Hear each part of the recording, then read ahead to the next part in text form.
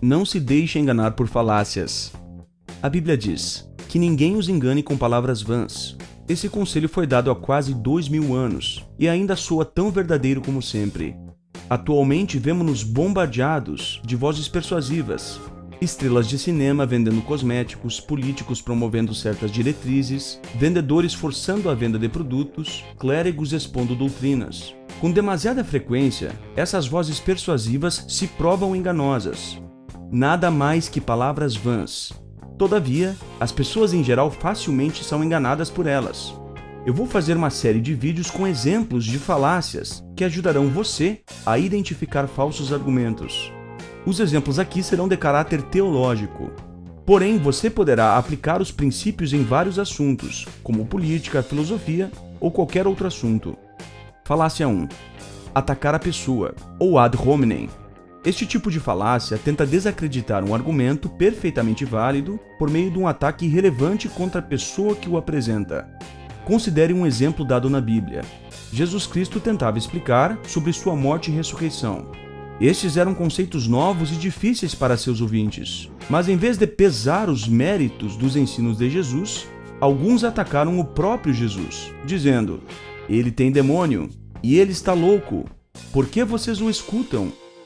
Às vezes o ataque aparece de forma sutil. Talvez alguém diga: "Se você entendesse do assunto, não falaria isso." Ou: "Você só acredita nisso porque o fizeram acreditar." No entanto, nem todo ad hominem é um erro. Por exemplo, certa vez um irmão de fé e eu estávamos na pregação de casa em casa como testemunhas de Jeová e contatamos um pastor que afirmava curar pessoas de doenças pelo poder de Deus e criticava as testemunhas de Jeová porque não cremos que tais dons existam atualmente do modo como existiam na era apostólica. Então nós argumentamos que muitos pastores que afirmam curar pessoas pelo poder de Deus levam vidas imorais. O pastor com quem falávamos não sabia que eu o conhecia pessoalmente. Eu sabia que ele traía a esposa e vivia junto sem ser casado com uma moça mais jovem. Então nós argumentamos que um pastor imoral não poderia ser usado por Deus para executar curas.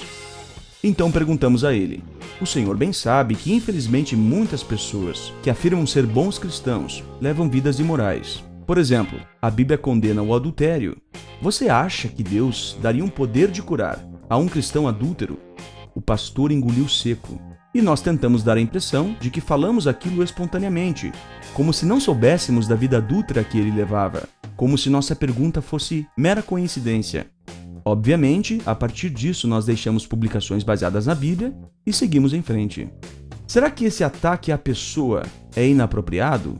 Não. Por quê? Porque é lógico concluir que Deus jamais usaria uma pessoa imoral para executar milagres em seu nome. Falácia 2. Junte-se à turma, ou ad populum. O apelo aqui é feito às emoções, aos preconceitos e às crenças populares. Esse raciocínio falacioso consiste em dizer que uma determinada crença é verdadeira simplesmente porque a maioria das pessoas acredita nela. Certa vez uma pessoa argumentou comigo: "Se a Trindade não é um ensino bíblico, por que a maioria dos cristãos acredita na Trindade? Os cristãos unitários, como as testemunhas de Jeová e outros, são inexpressivos." A falácia aqui é evidente. Uma crença não é determinada como verdadeira porque muitas pessoas acreditam nela. Jesus Cristo disse: "Entrem pelo portão estreito, porque largo é o portão e espaçosa é a estrada que conduz à destruição, e muitos entram por ele. Ao passo que estreito é o portão e apertada a estrada que conduz à vida, e poucos a acham." Falácia 3. Apelo à autoridade. Esse raciocínio falacioso é exercido por invocar o testemunho dos chamados peritos ou de pessoas famosas. Uma crença não é verdadeira só porque um famoso ou um intelectual acredita nela. Vejamos um exemplo disso na Bíblia. Os sacerdotes enviaram guardas para prender Jesus, mas os guardas voltaram sem ele. Então os sacerdotes lhes perguntaram: "Por que vocês não o trouxeram para cá?" Os guardas responderam: "Nunca homem algum falou assim." Então os fariseus disseram: "Será que vocês também foram enganados? Por acaso algum dos nossos líderes ou dos fariseus depositou fé nele? Mas essa multidão, que não conhece a lei, são pessoas amaldiçoadas." É claro que você não deve confundir apelo à autoridade com citação e referência bibliográfica. Por exemplo, não é porque uma crença não é verdadeira só porque alguém famoso crê nela que você deve ignorar o que os peritos dizem sobre o assunto. Ao passo que não é sábio achar que algo é verdade porque a pessoa X crê nisso, é desarrazoado ignorar o que todos os peritos dizem sobre algo e achar que você pode ter a sua própria verdade. Falácia 4. Falsa bifurcação ou falsa dicotomia. Essa falácia reduz o que pode ser uma ampla gama de opções a apenas duas. Vejamos um exemplo. Talvez se diga a uma pessoa: ou você aceita uma transfusão de sangue ou morre. As testemunhas de Jeová com frequência se deparam com essa forma de raciocínio por causa da sua posição, baseada na Bíblia, de abster-se de sangue, sob qualquer forma. Atos 15:29. Qual é o erro lógico nessa linha de raciocínio? Ela exclui outras possibilidades válidas. Os fatos demonstram que existem tratamentos alternativos, e a maioria das operações pode ser realizada com êxito, sem sangue. Além do mais, existe também a intervenção divina. Muitas vezes eu já vi casos em que o médico realmente acreditava que o paciente testemunha de Jeová iria morrer, mas sobreviveu, contrariando todas as expectativas médicas. Você também conhece algum caso assim, sem dúvida. Certa vez eu estava na pregação de casa em casa e ofereci a sentinela ao morador. Irritado, ele me questionou: afinal, você acredita na sentinela ou na Bíblia? Eu obviamente expliquei para ele que aquilo era uma falsa dicotomia, pois acreditar na Bíblia não me obriga a desacreditar numa publicação baseada na Bíblia. Ele insistiu na pergunta e ficou ainda mais irritado. Então eu expliquei para ele que a pergunta não fazia sentido e que, portanto, eu não poderia respondê-la. Falácia 5. Excessiva simplificação. Nesse caso, uma declaração ou argumento ignora aspectos relevantes, simplificando demais, o que talvez seja uma questão complexa. Certo homem perguntou ao apóstolo Paulo o que ele deveria fazer para ser salvo. Paulo respondeu: creia no Senhor Jesus e será salvo, você e os da sua casa. Muitos concluem, portanto, à base disso, que tudo o que se exige para uma salvação é a simples aceitação mental de Jesus. Isso é simplificar demais as coisas. Embora a crença em Jesus como nosso resgatador seja essencial, a salvação também envolve obediência. Paulo mais tarde mostrou isso quando escreveu que Jesus tornou-se responsável pela salvação eterna de todos os que lhe obedecem. Hebreus 5:9. Falácia 6. Observação irrelevante. Esse raciocínio falacioso consiste em ignorar o ponto central do argumento proposto e responder a um detalhe irrelevante para que o argumento seja efetivo, criando assim a ilusão de que houve uma resposta, quando não houve. Vejamos isso na prática. As testemunhas de Jeová acreditam que Jesus não é Jeová, e a Bíblia é bem clara nisso. Um texto que pode ser facilmente usado para provar isso é 1 Coríntios 2,16. Pois quem chegou a conhecer a mente de Jeová para poder instruí-lo? Mas nós temos a mente de Cristo.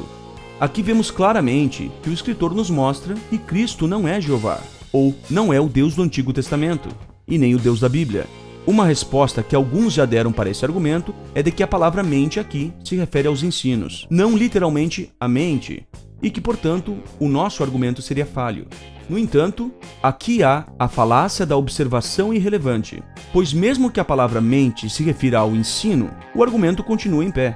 Se eu dissesse, ninguém conhece o ensino de Jeová, apenas o ensino de Cristo. Ainda assim, vemos claramente que Cristo não é Jeová, pois se Jesus Cristo fosse Jeová, ao termos o ensino de Cristo, teríamos também o ensino de Jeová.